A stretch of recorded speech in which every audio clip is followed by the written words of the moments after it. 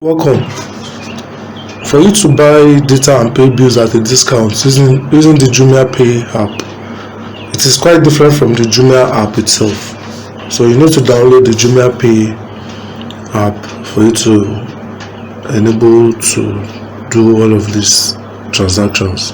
So once you have opened the app and you have logged into your account, so on your screen, just tap data for mobile data or select bills for electricity, TV or internet.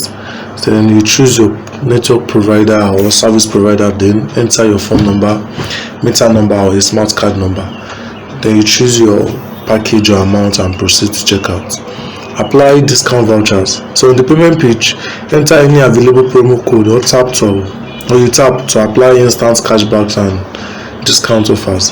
Complete the transaction and select your preferred payment method like your card, bank transfer or wallet balance and tap into pay.